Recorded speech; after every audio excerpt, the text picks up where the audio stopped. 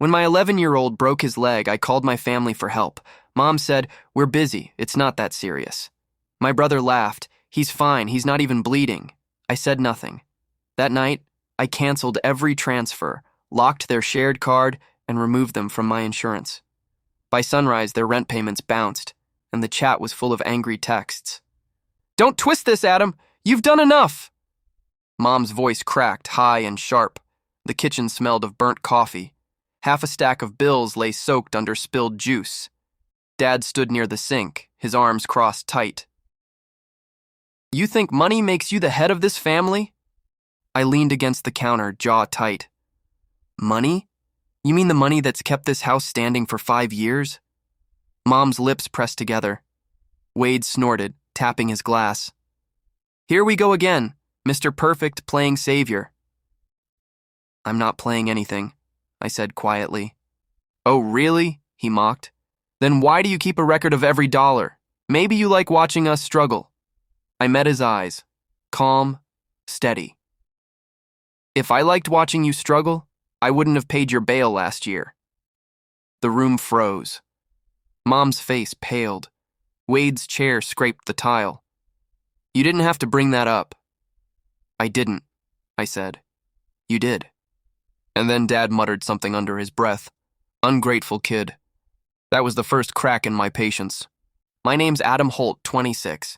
Born and raised in Ashbury, a small Ohio town where everyone still remembers who you were in Little League. I was always the quiet one, not shy, just careful. I thought calm meant control. When Dad's hardware store went under, I stepped in.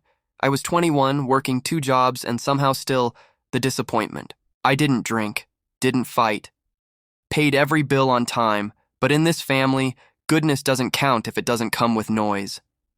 They called my silence arrogance. They called my help strings attached. The truth is, silence was the only way I survived them. The family lineup: Mom, Linda Holt, 54, warm to strangers, cold to truth. She still greets neighbors with, "We're doing just fine," even when the water's been shut off. Dad, Ray Holt, 58. A man built on pride and quiet anger. He'd rather let the house fall apart than admit I held it up. Wade Holt, 31, my brother.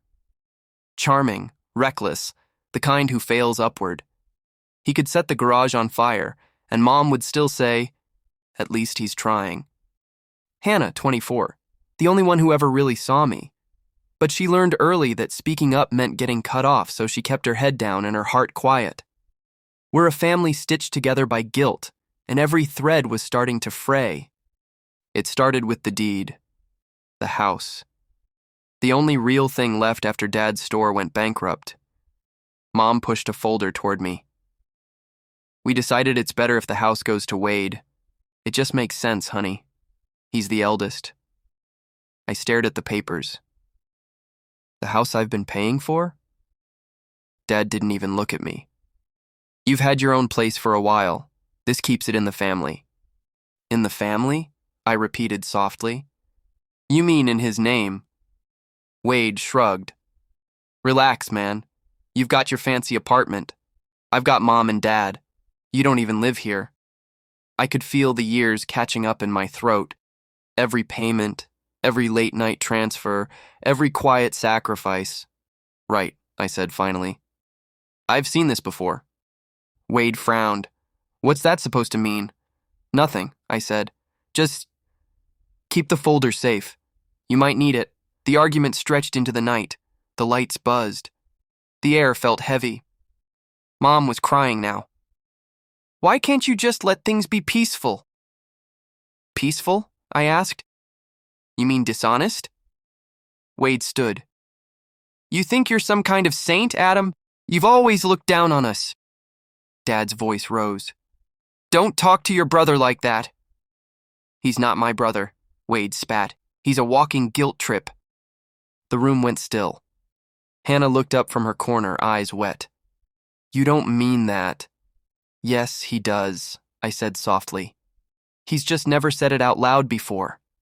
And that's when Hannah broke. "You all use him," she yelled, shaking. "You think I don't notice? Every bill, every repair, it's all Adam." Mom turned pale. Hannah, stop! But Hannah faced Wade. And you forged his name for that business loan. I saw the papers. Wade froze. Dad whispered, What loan? I didn't move, just looked at Wade and smiled. Now we're getting somewhere. I still remember the night they asked for my signature. Dad's voice was low, almost gentle. It's just to save the house, Adam. We'll pay you back. Mom squeezed my hand. You're our only hope, sweetheart. I was 21, desperate to prove I mattered. So I signed. The loan defaulted 6 months later. I spent the next 3 years paying it off, quietly, without a word. Birthdays came and went. Wade got a new truck. Mom redecorated the living room. No one mentioned the debt. Every time I looked at that house, I saw my youth in bricks, mortgaged and forgotten. That night, standing in that kitchen, I realized they didn't remember the sacrifice because they never saw it as one. Wade's voice shook. You can't prove anything.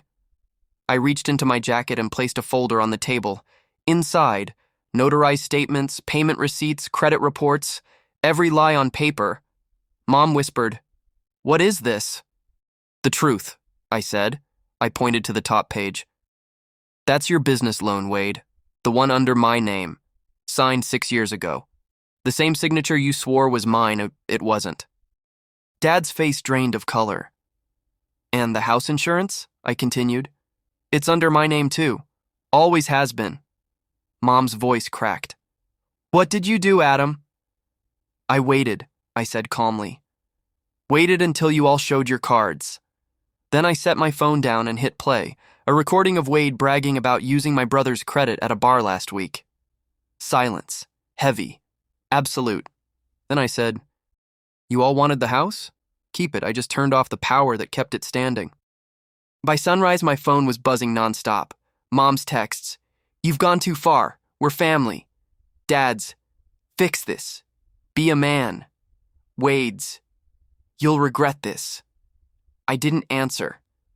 When I got home that night, the driveway was full of silence.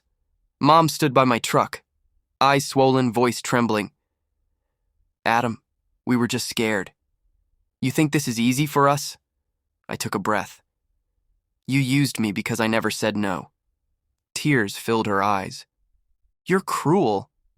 No, I said softly. I just stopped paying for my own mistreatment. She stepped back, like the words hit her harder than she expected. I packed my things that night. The worn jacket, a few photos, my father's old wrench said I'd bought him for Father's Day. As I loaded the last box, Hannah ran out. Adam, wait! She handed me a folded note. It's not from them. It's from me. Inside, her handwriting trembled. You were never wrong. You just loved louder than they could handle. I smiled. My throat burned. They'll never see me the same again, I said quietly, and I don't need them to. The road out of town was empty, the radio soft. For once, the silence didn't feel heavy. It felt like peace. Months later, I moved into a small apartment 2 towns over. The landlord's name was Mrs. Green, kind woman who baked too much banana bread and talked too much about her cats. I got a steady job at a construction firm, my own paycheck, my own life. Sometimes Hannah called, said things at home were quiet, sad, but peaceful.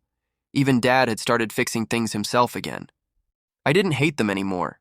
I just didn't need their approval.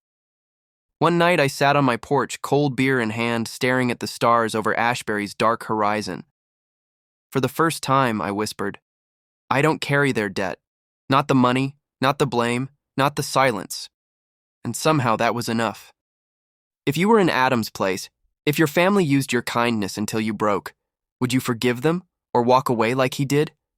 Tell me in the comments. Your story matters here. Like if you've ever carried someone else's burden. Subscribe for more stories about pain, truth, and learning to let go with dignity.